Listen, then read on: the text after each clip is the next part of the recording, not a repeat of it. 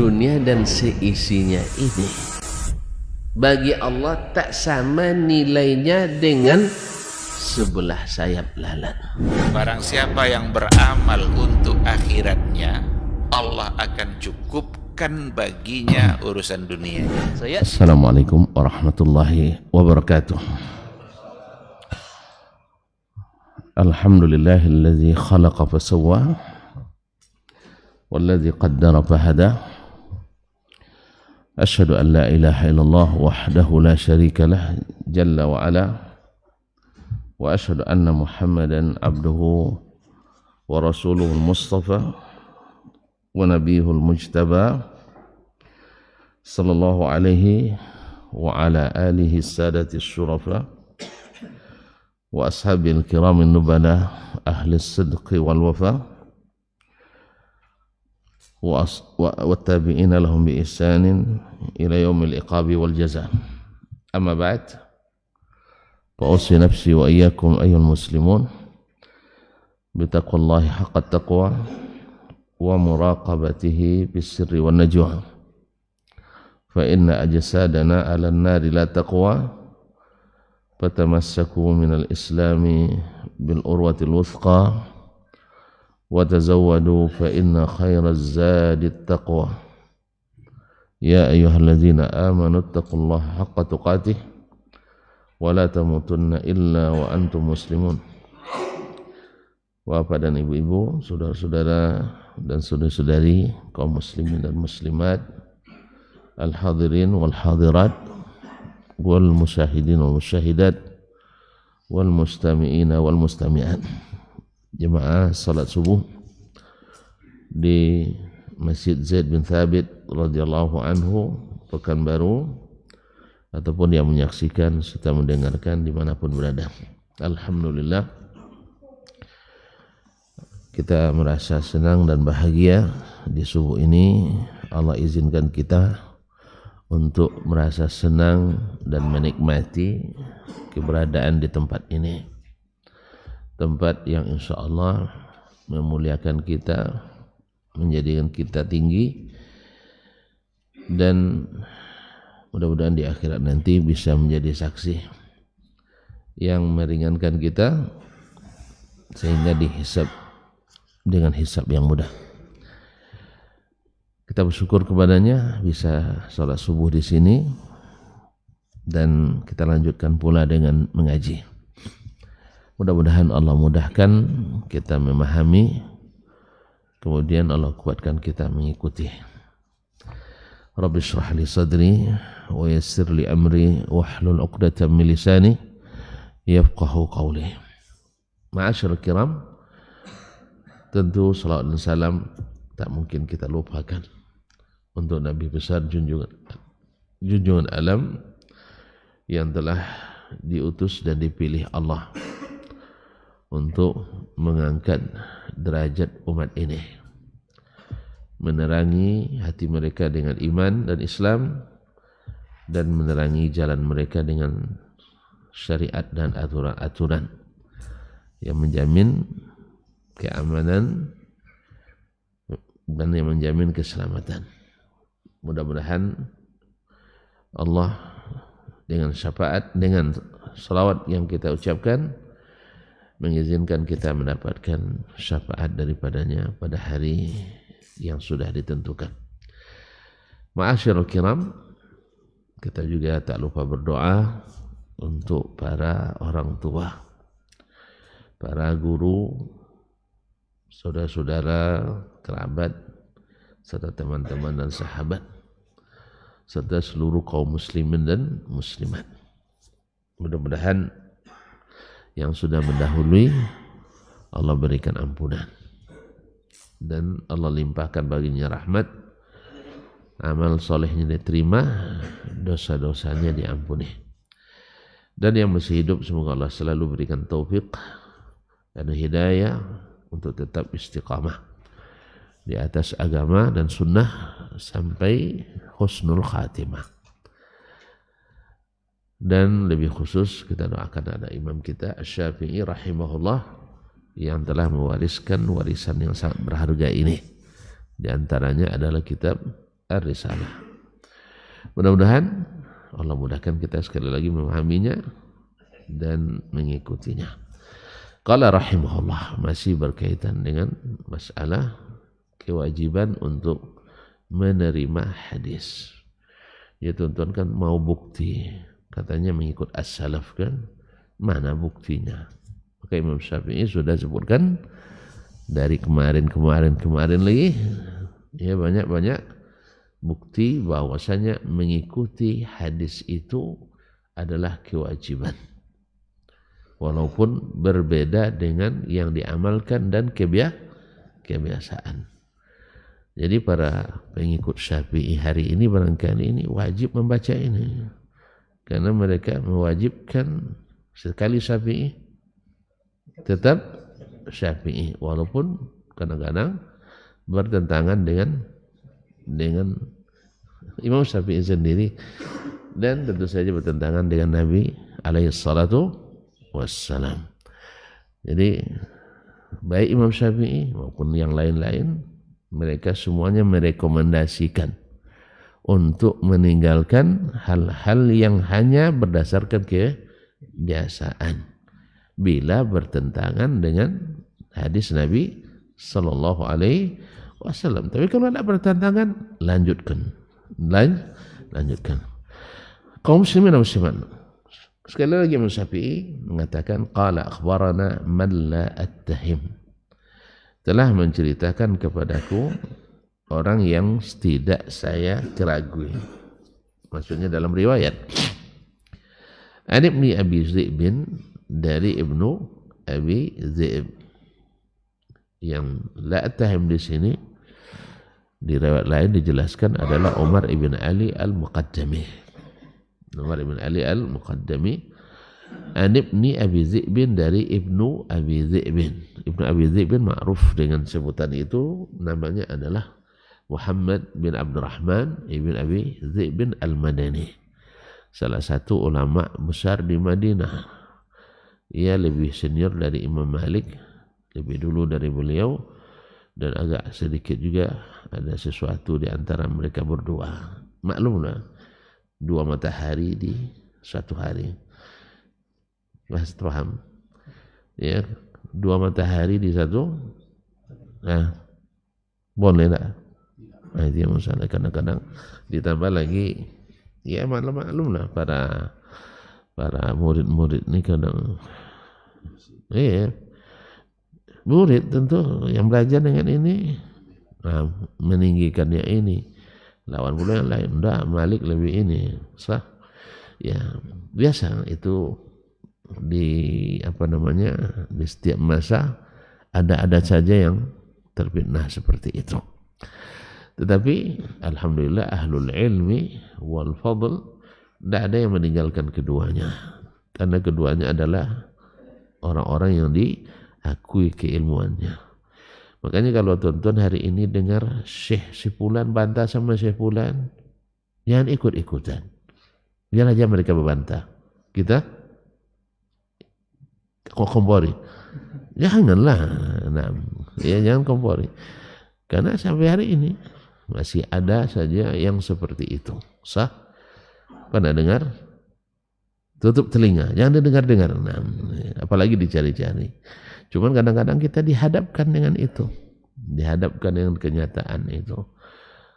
Kadang-kadang subhanallah, sama-sama ahlul ilmi, sama-sama ahlus sunnah, sama-sama pengikut as-salafus salih, tetapi saling ini kan nasallallahu salamat al-afiyah. Kadang-kadang hanya satu kesalahan yang merupakan ijtihad, tapi tiba-tiba dikeluarkan dari manhaj. Di sini ada yang menyebelah, di sana ada yang membela. Biasa kan? Tapi tuan-tuan mau ikut juga? Tidak usah lah ya. Doakan aja dua-duanya. Semoga yang benar di antara keduanya Allah berikan pahala. Yang salah semoga Allah turunkan bala. Semoga yang salah Allah, kalau masih hidup Allah kembalikan ke jalan yang benar, dan kalau sudah mendahului semoga Allah mengampuni. Itu yang kita lakukan. jangan ikut-ikutan pula. Cuman banyak pula ikut-ikutan. Nah, itu masalahnya. Ini suka berkelompok-kelompok gara-gara syekh, ini yang menjadi masalah. Ya, kalau berkelompok gara-gara sunnah saja tidak masalah, tapi gara-gara syekh. Kalau anda ikut majlis syekh saya, anda bukan ahlus sunnah, apa bedanya dengan ahli bidah? Ya. Jadi patokan benar bukan syekh, patokan benar bukan jamaah, tapi patokan benar adalah Al-Quran dan Sunnah menurut pemahaman as-salafus salih. Kalau as-salaf sendiri berbeda pendapat, masa kita tidak boleh beda pendapat? Sah? Karena beda-beda pendapat dalam suatu masalah tertentu, akhirnya membuat kita tak bisa saling buka pintu. Sah? Ya, saya ingat masih dulu antara kita aja sesama dai, ya saling serang gara-gara yang satu bikin yayasan, yang satu belum sempat bikin yayasan. Sah? Besok pulang lu duluan pula bikin yayasan. Sah? Jadi sebenarnya kaum muslimin dulu acara-acara touring tidak boleh. Sebab itu ngikut hizbi misalnya. Alhamdulillah lama-lama enak rupanya touring itu. Rupanya enak touring itu katanya. Sah? Makanya terlalu cepat sekali itu. Terlalu cepat. Dan karena memang syekh kami pun dulu begitu. Syekh dulu kami juga begitu. Ada yang syekh yang anti sekali dengan acara-acara itu. Kawan-kawannya belah. Nah itu. Kalau saya enggak, mohon maaf, saya enggak bisa seperti itu. Kalau enggak ada dalil yang mengharamkan, saya enggak mau mengharamkan. Kalau enggak ada dalil yang menghalalkan, saya juga tidak mau. Walaupun harus kadang-kadang dalam tanda petik dipetik. Dan tanda petik saya kena petik. Tahu kena dipetik kan tidak ada lagi kita angkainya, sah? Tapi saya siap aja, tidak ada masalah. Petik lah. Kalau perlu petik setelah matang ya. Setelah matang dipetik kan tidak apa. Tidak apa nih anda. Jadi kaum muslimin itu juga terjadi dulu antara Imam Malik dengan Ibnu Abi Zaibin. Apalagi dua-duanya sama-sama menulis kitab Al-Muwatta. Sama-sama menulis kitab Al-Muwatta. Ibnu Abi Zaibin lebih dulu. Imam Malik datang kemudian. Tapi subhanallah Imam Malik lihat ketika ditanya, Syekh kok tulis lagi kitab yang sama? Sah? Apa kata Imam Malik? Makana lillah yabqa. Tidak ada masalah. Dia tulis kitab yang sama, saya tulis yang sama. Selama lillah. Selama lillah. Yang lillah dia akan kekal. Akan kekal. Nah, Muwatta siapa yang kekal? Malik. Ya, mudah-mudahan itu tanda beliau menulisnya lillahi ta'ala. Tidak ada masalah, itu bukan persaingan, tidak ada niat persaingan. Cuman kadang-kadang orang menafsirkannya sebagai persaingan. Orang bikin radio, kita bilang adalah radio, orang nafsirkan ini persaingan. Enggak. Kadang-kadang orang ada yang suka yang apa namanya ceplos-ceplos, yang polos-polos, yang keras-keras kah? Nah, ada pula yang senangnya antara cepat dengan lambat kan. Ada pula yang suka yang memutar-mutar jawabannya. Ada pula yang langsung to the point kan? Sahih. Saya kan ada juga jemaah yang bilang, Ustaz kok lembut sekali katanya. Keraslah dikit katanya. Ada juga yang datang ke saya itu. Kalau saya ini yang saya pandai.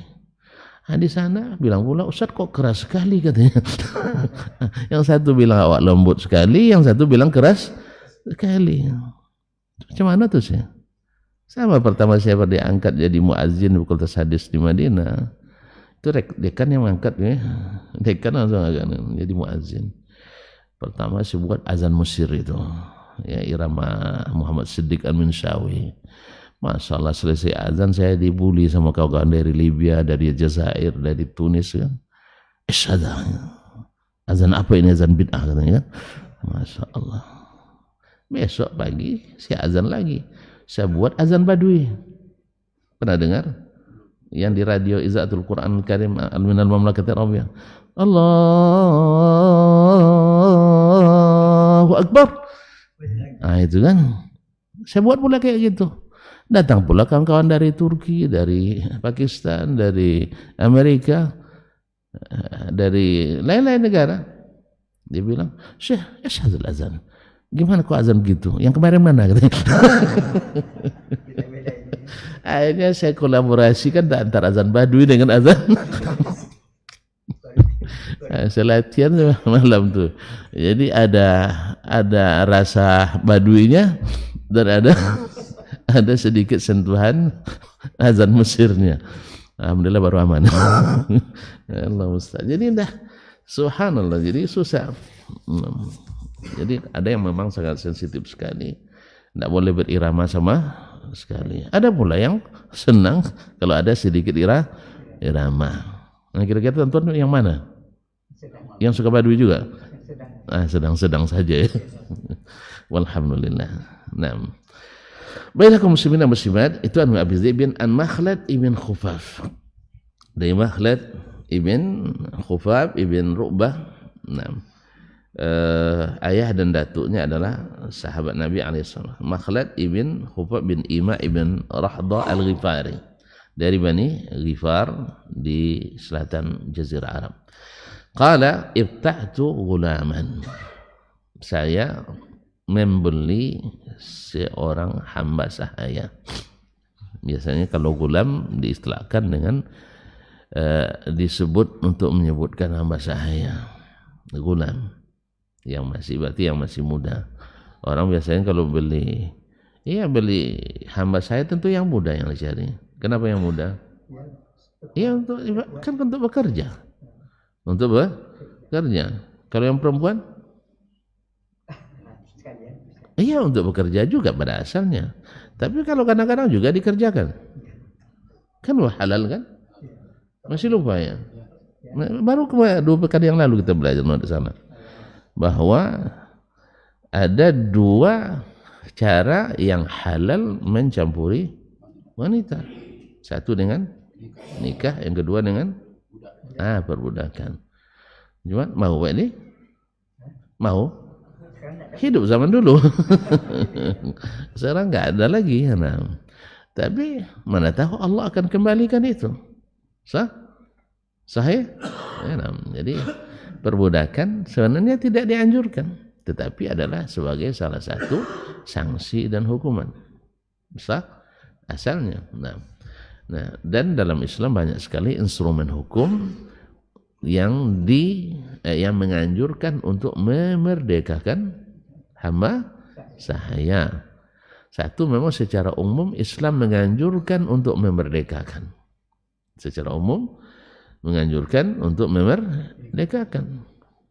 Misalnya orang yang membaca la ilaha illallah wahdahu la syarikalah lahul mulku walul hamdu wa huwa ala kulli syai'in qadir 10 kali di waktu pagi, seperti memerdekakan seorang hamba min waladi Ismail. Nah, berarti kan ada anjuran untuk memerdekakan hamba karena besar pahalanya. Sahih? Siapa yang misalnya diat atau membunuh puasa di bulan puasa, berhubungan suami istri, maka salah satu memerdekakan hamba sahaya.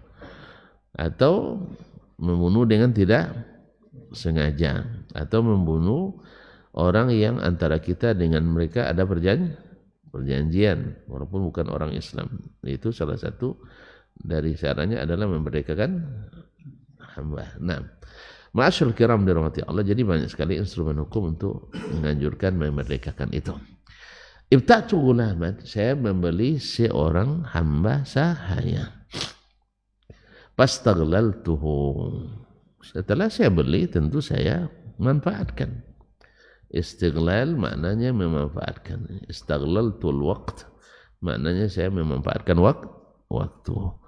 Dan kalimat istiglal itu pada umumnya adalah pemanfaatan secara maksimal. Ya, karena kalimat istamaltuhu, saya mempekerjakannya, bisa saja tidak maksimal. Tapi kalau sudah kalimat istaglaltuhu, yaitu saya pekerjakan sehingga mendatangkan penghasilan, maka disebutlah al-ghullah dari dari sesuatu, atau penghasilan dari sesuatu dalam bahasa Arab disebut dengan al-ghullah. Thumma zahartu minhu ala aibin. Setelah sampai suatu saat, saya melihat ada cacatnya, ada aib pada hamba saya tadi. Ada aib, ya, ada kekurangan padanya. Tapi di sini tidak disebutkan apa kekurangannya. Ya, di antara kekurangan misalnya berpenyakit. Kan aib itu, aib dalam jual beli. Misalnya kalau kita beli motor di sisi apa bagus nampaknya, tapi pas masuk gigi 2 tidak kuat mendaki misalnya kan. Padahal gigi 2 cukup, biasanya kuat. Nah, ya, gigi 2 kuat kan? Nah, ya, kecuali ada bapak dulu ya, cerita ketika bawa motor gigi 1 terus, kata anaknya masuk lagi gigi 2 yanya, itu kalian ganenya, kalian ini apa namanya, kalau tahu gane pakai itu apa, boros ya, habiskan satu-satu dulu katanya. Pas gigi 3 mendaki karena melenguh lah itu mesinnya, ya masuk gigi 2 ya nyonya, masuk gigi 2, sang 3 tak tahu lah dedongnya.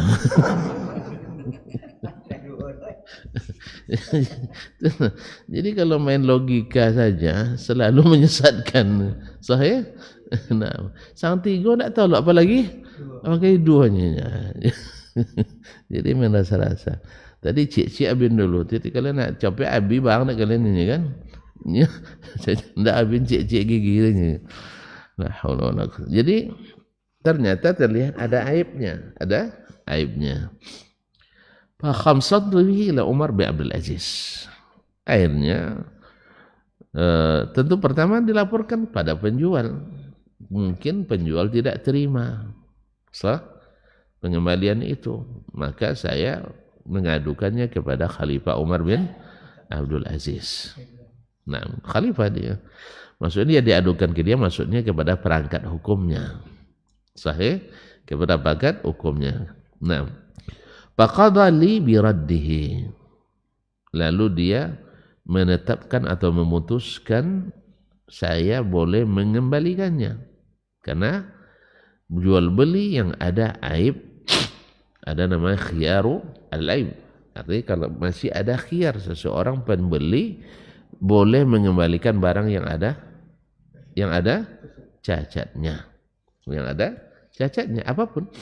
Nak beli apa namanya, nak beli mesin misalnya, ternyata setelah dipakai baru ketahuan, misalnya apa, misalnya ada bunyi-bunyi di dalamnya, atau tadilah saya katakan gigi 2 tak cukup, tak kuat untuk mendaki. Sahih. Nah, kalau untuk misalnya kalau untuk hamba sahaya dulu misalnya tidak bisa bekerja, misalnya aibnya, atau ada penyakit tertentu, ya, atau misalnya kalau perempuan pandai menyanyi. Nah, dulu di saat umat Islam dulu hasil Islam berjalan, kalau perempuan atau hamba sahaya perempuan jago menyanyi terhitung aib. Tidak tahu ya tuan-tuan. Makanya perempuan merdeka waktu itu tidak ada yang profesi penyanyi. Tidak ada yang jadi profesi penyanyi, semuanya adalah hamba sahaya. Kalau sekarang penyanyi kayaknya lebih tinggi pula dari presiden kadang ya. Iya. Kalau penyanyi datang dielu-elukan, presiden datang kadang-kadang di demo. Pernah tuan-tuan dengar penyanyi, artis datang ke suatu daerah di demo? Ada juga. Hah? Itu karena ada politiknya. Sahih? Kapan itu? Saya tidak tahu. Kok tidak dilaporkan? Hah? Ya, karena politik. Iya, karena ada unsur politik kan? Iya. Serius nih. Atau karena perangai yang tidak benar? Pada umumnya, iya nak. Pada umumnya penyanyi tidak di demo. Tapi kalau pejabat sering di demo. Ada pejabat sebulannya 29 kali di demo. Berarti tiap hari. Sebulan 29 kali gitu. Tapi memang berakhir juga dengan tragis. Nasallallahu alaihi wasallam. Jadi kaum muslimin dan muslimat dirahmati Allah, maka Umar bin Abdul Aziz memutuskan dia mengembalikan. Nah, wa qada alayya bi raddi ghallatihi. Cuman ada keputusan lain pula yang mengikat, yaitu semua hasil dari pekerjaan. Artinya saya memanfaatkan dia, berarti saya harus berikan kompensasi. Ibaratnya 3 bulan dipakai, kira-kira berapa saya harus bayar kompensasi karena menggunakan milik orang. Andainya misalnya kalau tuan-tuan punya hamba saya sewa untuk bekerja di tempat saya sebulan berapa? Anggaplah misalnya 5 dirham sebulan. Berarti kalau 3 bulan saya harus bayar 15 dirham. Itu secara logis sangat logis. Karena kita sudah menggunakan milik orang. Sah? Kenapa disebut milik orang? Karena kita kembalikan. Kita kembalikan dan uang yang kita bayarkan utuh kembali. Misalnya saya beli hamba saya itu dulu dengan 200 dirham. Karena dia ada aib, orang itu wajib mengembalikan 200 dirham. Harus bayar penuh. Nah, sekarang selama dia dengan saya kan saya gunakan. Saya pekerjakan. Dan hasilnya untuk saya. Sah? Misalnya suruh dia gembala kambing-kambing saya. Seharusnya kan saya yang gembalakan. Atau saya upah orang lain. Sekarang enggak. Dia yang gembalakan. Tanpa, berarti saya sudah dapat pendapatan secara otomatis. Yang upah yang seharusnya bayar kepada orang yang merdeka 10 dirham sebulan, sekarang saya tidak bayar lagi. Berarti saya sudah untung 30 dirham. Nah, sekarang hamba saya ini saya kembalikan. Dia sudah mengerjakan pekerjaan saya yang kalau seandainya saya yang kerjakan atau saya upah pada orang lain bayar. Maka oleh sebab itu Umar bin Abdul Aziz memutuskan bayar kompensasi itu. Karena Anda telah mempekerjakan hamba saya milik orang lain atau barang milik orang lain. Menggunakan barang milik orang lain. Fa'ataitu Urwata fa'akhbartuhu. Setelah dapat keputusan itu, ya biasalah. Orang kadang kalau tidak puas dengan keputusan sah, tentu dia akan bertanya ke kalau tidak puas dengan keputusan, tanya kepada yang berilmu. Iya, tentu yang berilmu tentang masalah hukum. Sah? Siapa ilmu di antara yang bermasalah muda masalah hukum di masa itu? Datang Pak Ate itu Urwah ibn Zubair. Urwah ibn Zubair adalah salah satu dari 7 ulama atau fuqaha Madinah di masa tabi'in. Dan dia juga teman sejawat sama-sama menuntut ilmu dengan Umar bin Abdul Aziz. Mohon maaf, saya mungkin salah tadi karena di sini juga ada sebutkan terangannya Umar bin Abdul Aziz waktu itu saya bilang tadi khalifah ya. Kemungkinan dia masih gubernur di Madinah. Kemungkinan karena kisahnya di Madinah. Wallahu a'lam. Jadi masih di gubernur di Madinah. Lalu Urwah adalah ulama besar Madinah. Tentu dia dalam masalah ini akan bertanya ke ulama Madinah. Yang paling di antara ulama yang paling besar di Madinah waktu itu adalah Urwah bin Zubair ibn al-Awwam al-Asadi. Anak Zubair bin Awwam. Tahu Zubair bin Awwam? Apa? Salah satu dari 10 sahabat yang dijamin masuk surga. Berapa orang Ansar, berapa orang Muhajirin? Dari 10 itu. Masih lupa ya. Enggak masalah. Penuntut ilmu pun saya tanya sering juga lupa nih. Maka perlu belajar sirah terus. Belajar sirah terus. Berapa Ansar, berapa Muhajirin? Muhajirin 8, Ansar 2. Siapa yang 2 itu? Sa'ad bin Abi Waqqas Az-Zuhri. Bani Zuhra dari Mekah, Ustaz. Bani Zuhra dari Mekah. Baik. Tidak jadi, dia orang Mekah, bukan orang Ansar. Yang kedua, Sa'id bin Zaid. Dia dari Bani Adi, dari Bani Adi. Bani Adi juga dari Mekah. Berarti, masuk lagi klasifikasi muhajirin. Berarti berapa muhajirin? Semuanya. Semuanya dari kalangan muhajirin. Tidak ada yang ansar. Iya, yang 10 itu bukan maknanya ansar tidak ada yang masuk surga, bukan. Ini yang namanya diabsen satu-satu oleh Nabi SAW dalam satu hadis. Kalau di hadis-hadis yang lain banyak lagi orang-orang yang dijamin masuk surga dari muhajirin dan ansar. Bahkan ayat wallahu alam tak mengecualikan sahabat satu pun kecuali mereka semua masuk surga. Insyaallah. Tidak percaya? Ayo ke akhiran. Ya, karena semua dalil mengarahkan itu semuanya. Bahwa sahabat Nabi tidak ada yang masuk aliran sesat. Kalau tidak sesat berarti masuknya ke, kalau tidak sesat berarti lancar jalannya ke surga.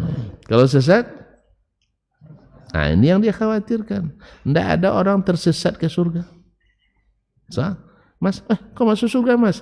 Oh itu sesat saya. Tidak ada yang tersesat, tidak ada yang masuk surga. Benarlah Nabi SAW, kullu dhalalatin finnar. Jadi jangan berani-berani sesat.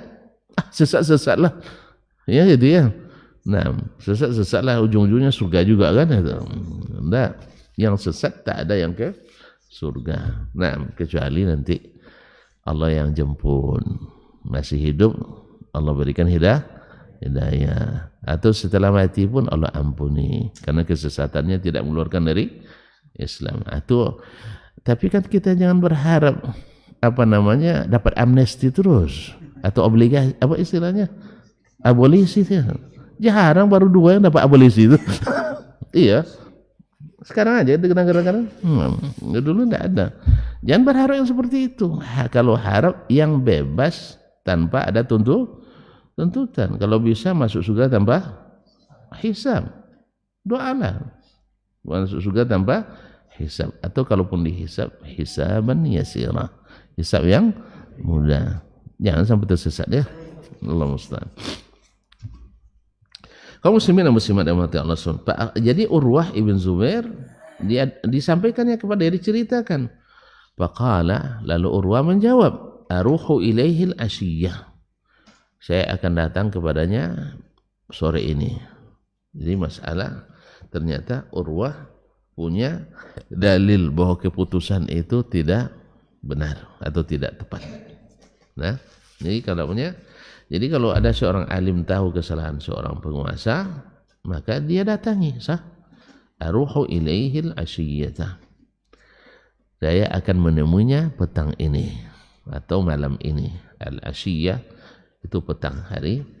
Fa ukhbiruhu, nanti saya beritahukan kepadanya, anna Aisyata, bahwa Aisyah radhiyallahu taala anha, istri Nabi alaihi salatu wassalam, akhbaratni.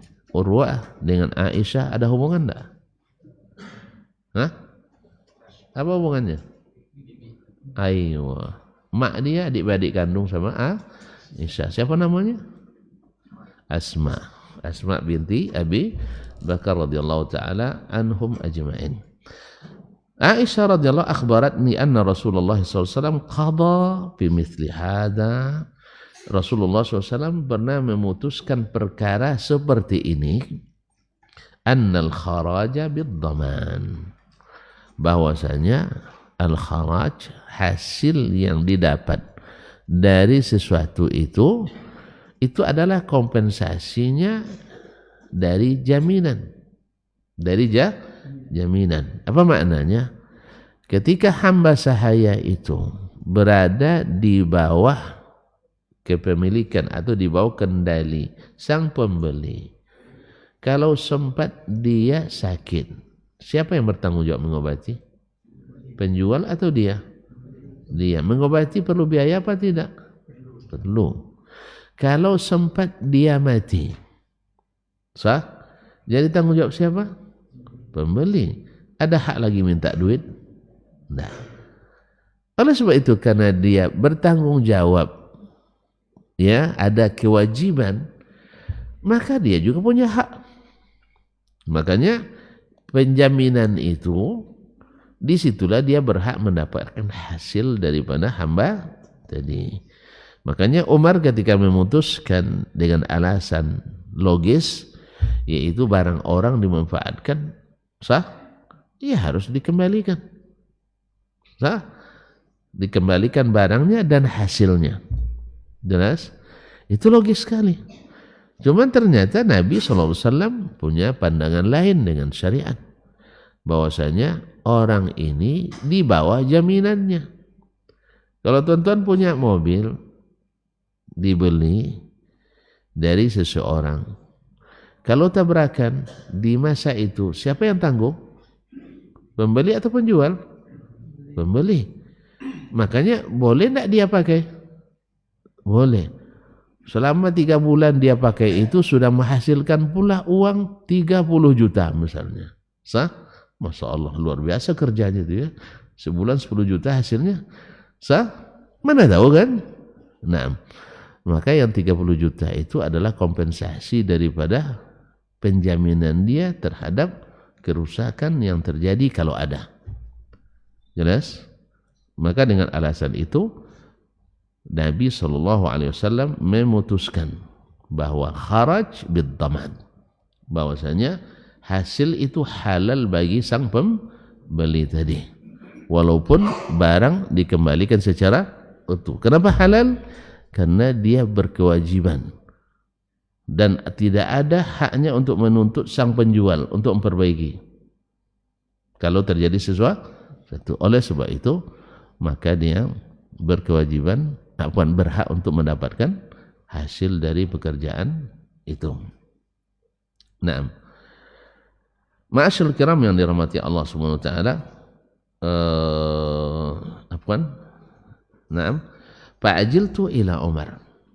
Lalu saya segera menemui Umar bin Abdul Aziz kembali. Fa'akhbartuhu ma akhbarani Urwatu an Aisyah an Nabi sallallahu alaihi wasallam. Maka sekarang saya beda menyampaikan kepadanya apa yang disampaikan oleh Urwah dari Aisyah dari Nabi sallallahu alaihi wasallam. Kira-kira Umar bin Abdul Aziz kan kenal sama Urwah kapasitasnya kan? Kenal enggak? Masa enggak kenal? Kan kawannya waktu menuntut ilmu. Nah, makanya ketika diangkat pertama jadi khalifah, orang yang pertama diminta nasihatnya oleh Umar bin Abdul Aziz ada 3 orang. Salah satunya adalah Urwah bin Zubair ibnul Awam. Urwah bin Zubair, kemudian Kharijah ibn Zaid, kemudian Salim bin Abdullah ibn Umar ibnul Khattab. Dan ketiga-tiganya adalah ulama besar di Madinah. Ulama besar di Madinah, salah satu dari fuqaha yang 7. Berarti kawan-kawannya orang hebat seperti itu. Berarti Umar hebat dia dah. Hah? Maka berdoalah mudah-mudahan orang yang berilmu dan zuhud dan wara seperti beliau itu pula yang jadi pemimpin kita. Amin. Ya? Tidak salah kan? Atau tidak boleh berpolitik? Itu masalah tuan, tidak boleh politik. Itu masalah. Hah? Ya? Mau tidak seperti Umar bin Abdul Aziz? Mau sekali. Ya, kalau antum tidak bisa jadi, ya doakan semoga Allah beri. Kan tidak mustahil bagi Allah sah. Tapi dengan catatan antum jangan mau disogok. Itu masalahnya. Itu masalahnya. Awak semua dah kena sogok, itu masalahnya. Dengan kaos kaki pun mau kita. Kaos kaki 3 pula 1.000. 10.000. Dengan sajadah. Jadi sampai masjid pun kena sogok. Iya. Allah musta'an. Pokoknya jangan mau kena sogok lagi nak. Itu nampak hasilnya. Kenapa hasilnya sama kita? Awak teruk jadinya. Semua dipajak. Ini kalau dikaji-kaji tinggal 1 yang belum kena pajak. Angin. Iya. Angin yang busuk itu. Ya bayangkan. Semua kena pajak. Antum beli mobil, ada pajak, pajak pembelian sah, sahih, dan penjualan dikena apa namanya PPN namanya. Baik. Habis itu duit nggak ada lah, apa namanya pakai mobil, bayar pajak setiap tahun sah, sahih. Nah, parkir pun dipajak juga. Nah, kan pajak juga. Habis itu habis pula duit kita, turun ke motor, jual mobil tadi, kena pajak lagi sah. Habis itu beli motor, nah kena pajak lagi, dan motor dipajak terus. Sisa uang tadi kita bawa makan, kena pajak lagi sah. Masuk ke, habis makan masuk ke toilet, kena pajak. Bayar lagi. La haula wala quwata illa billah. Jadi mau negeri pajak ini salah tuan-tuan juga, mau disogok. Jadi makanya banyak bunyinya 10%, 15% sah, tapi tidak nampak hasilnya. Coba ada yang 2,5% itu yang diberdayakan, nampak hasilnya. Lah, berdoa dan berusaha ya, jangan mau kena sogok. Apalah artinya, saya kan cuma 2 orang sekeluarga Ustaz. Ya, 2 itu sangat berarti. Sebab kalau 2 itu kali 2 juta, 24 juta. Sah? Apalagi kalau 2 itu dikali 200. Oh, besar itu. Makanya pokoknya jangan, saya tidak mau disogok. Jelas? Jelas? Ya, kalau tidak yang seperti itulah. Nari-nari pandai banyak. Kan banyak yang pandai nari lagi daripada bekerja. Sahih? Jadi bergunjing kita. Terima kasihlah tuan-tuan ingatkan. Hah? Salah saya? Salah saya? Astagfirullah. Faqala Umar, mendapat laporan dari siapa tadi? Hah? Bukan. Makhlad bin Khufaf tadi. Makhlad ibn Khufaf dapat laporan, melaporkan ke Umar bin Abdul Aziz. Kan dia yang punya kasus tadi. Ya, dihukum, pertama diadukannya ke Umar bin Abdul Aziz, diputuskan. Dapat keputusan seperti itu, mungkin ada keberatan, maka banding.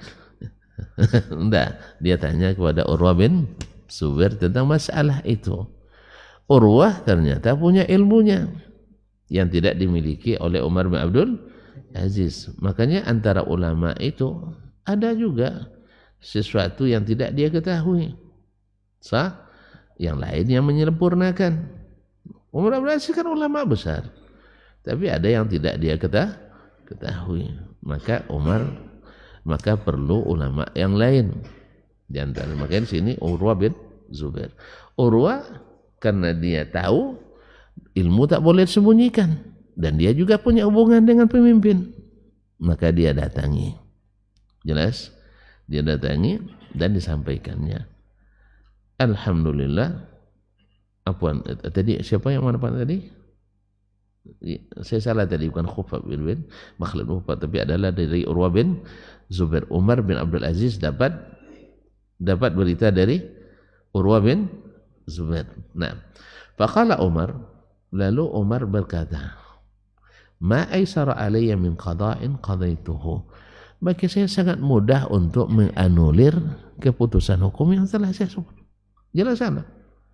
Maka baginya tidak berharga keputusannya sekalipun dia gubernur, bahkan sekalipun dia khalifah, seperti datuknya dulu Umar bin Khattab. Kan sudah di antara contohnya Umar bin Khattab radhiyallahu taala anhu memutuskan kemarin tentang masalah jari jemari. Ya, dia beda-bedakan sesuai dengan fungsinya. Ternyata Nabi SAW tidak membedakan.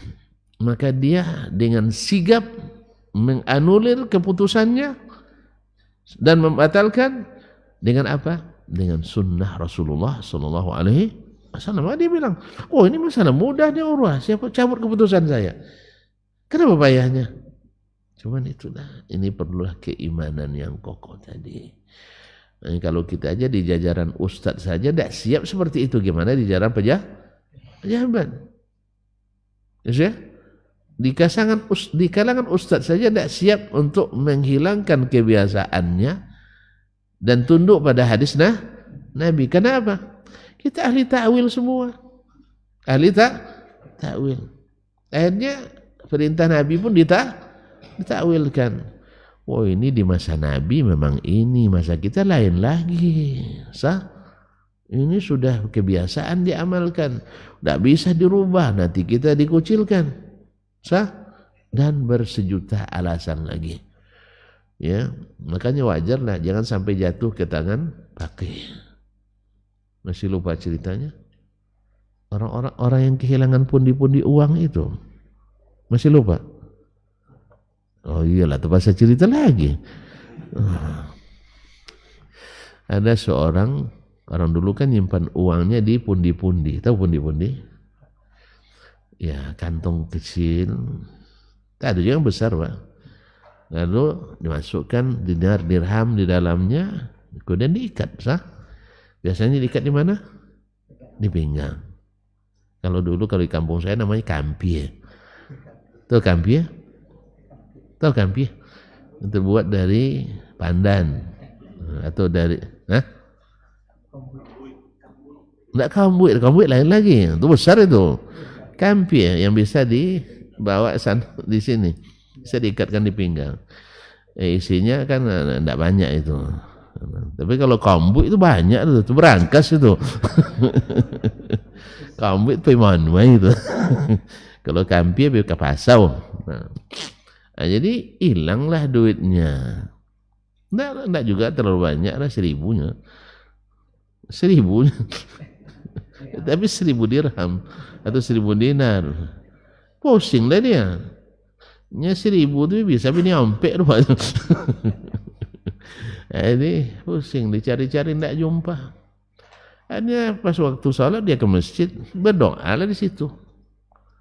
Sambil menggigil dia berdoa, ya Allah, jangan sampai ditemukan orang fakir dan jangan pula sampai ditemukan orang pakih. Kan doa lirik seperti itu kan, apalagi orang kepo pula sampingnya kan, apa doa cuy? Lalu diceritakan, saya kehilangan uang, nggak ketemu. Tapi saya dengar jangan sampai ketemu oleh orang fakir. Nah itu saya paham.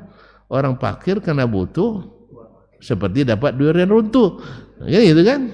Alhamdulillah dapat rezeki nomplok dia kan? Ya.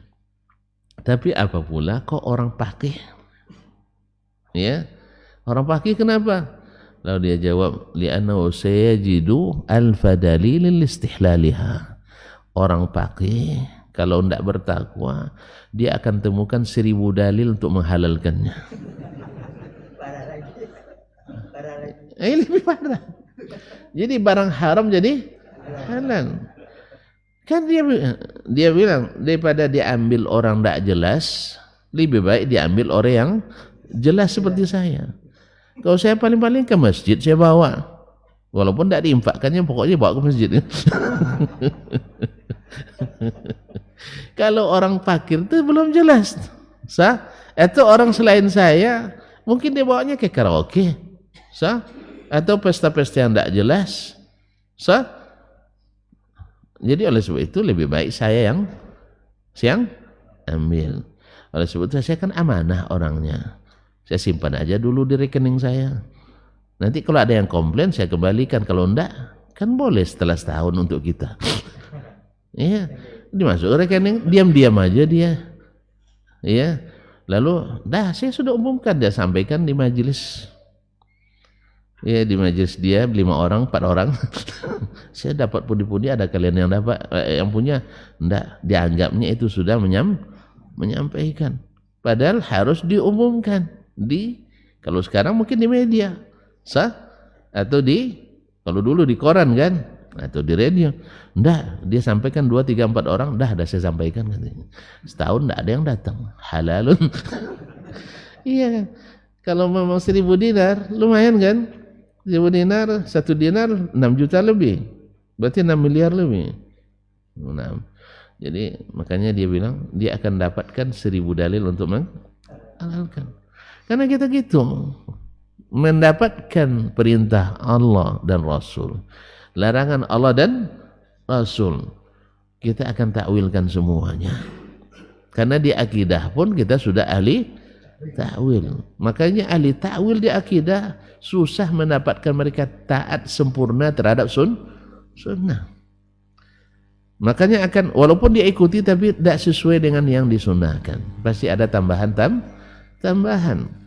Semua dalil yang digunakan oleh ahli bid'ah untuk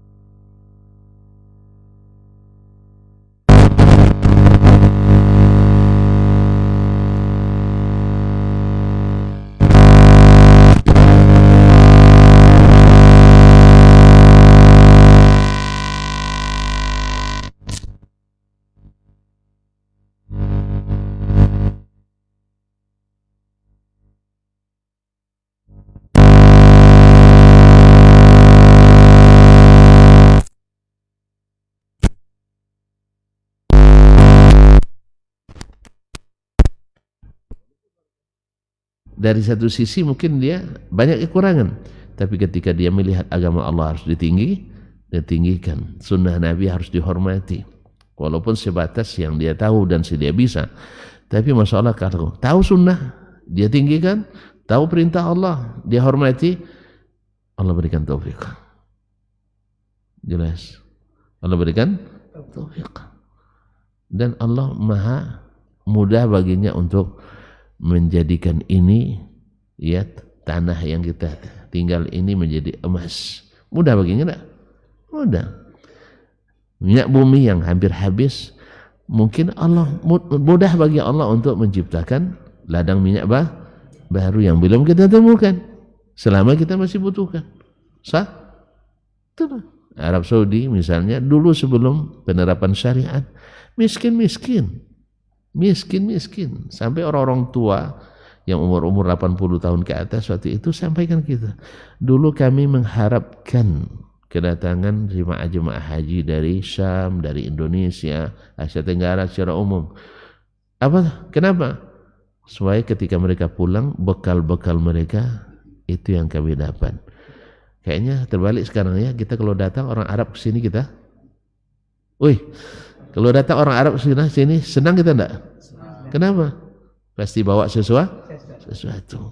Jadi jangan heran kalau mereka pun bila datang ke negeri kita bawa sesuatu, karena dulu kita pernah berjasa juga pada mereka. Cuman bedanya yang mereka bawa lebih besar, karena memang Allah bukakan nikmat besar kepadanya. Akhirnya ditemukanlah ladang-ladang minyak itu.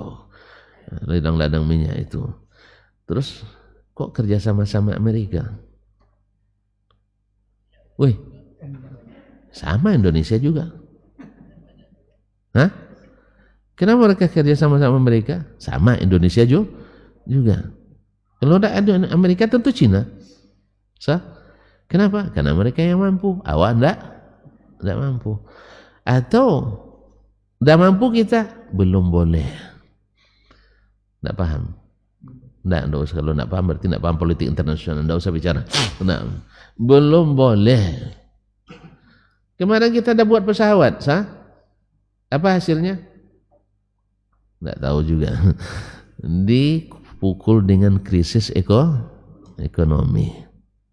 Tidak paham. Kalau tidak paham jangan pikirkan. Nanti naik asam urat. Tidak pekerjaan kita. Jadi kita mampu kadang tidak boleh. Kita mampu untuk melawan Israel sekarang, tapi boleh enggak? Tidak boleh. Siapa yang tidak boleh kan? To'ong Sam,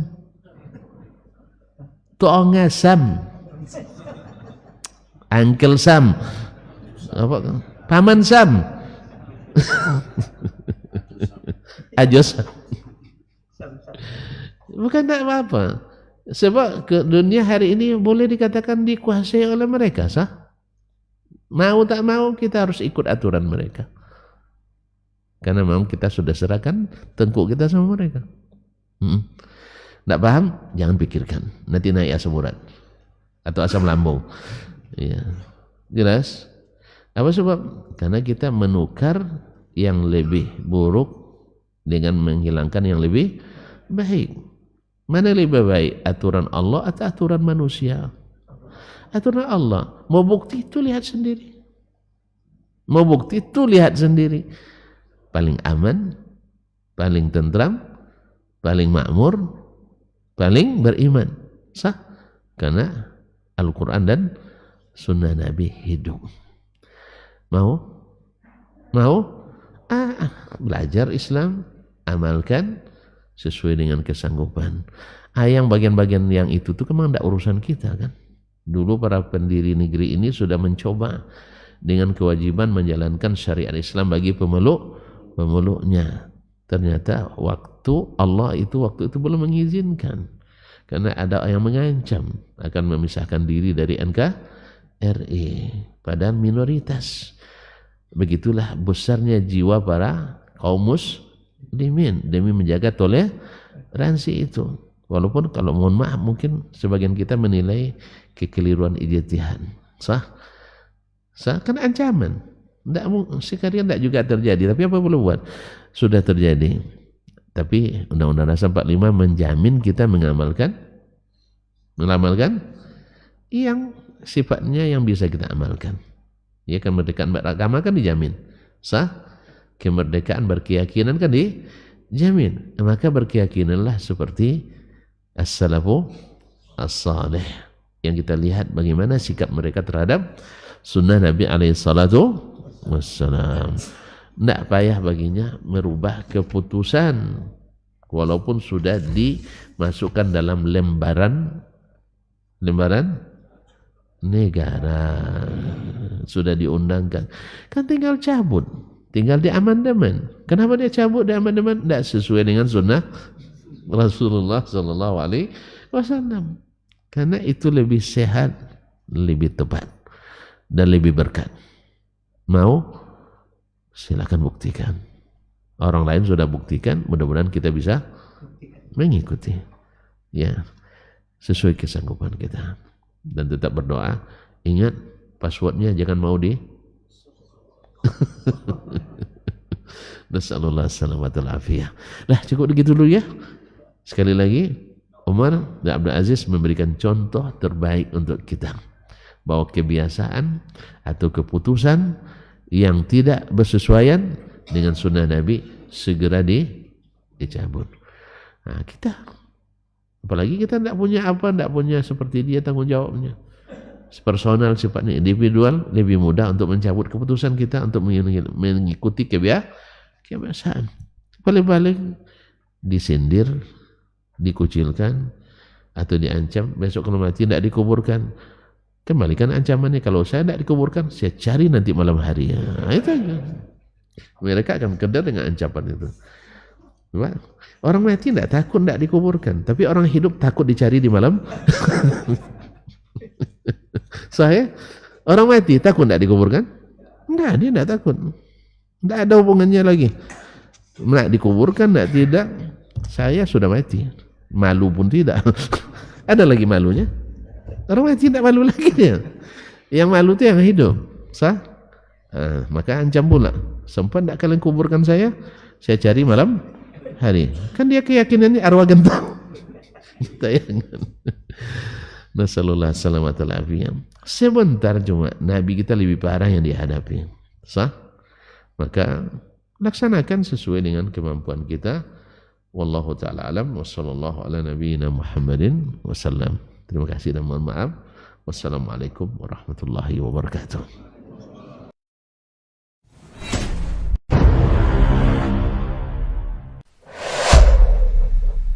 Dunia dan seisinya ini bagi Allah tak sama nilainya dengan sebelah sayap lalat. Barang siapa yang beramal untuk akhiratnya, Allah akan cukupkan baginya urusan dunia. Sayati zamanun 'alan nasi as-sabiru fihim qalqabit al-jamarah. Akan ada satu masa di akhir zaman yang berpegang teguh dengan agamanya seperti orang yang sedang memegang bara api.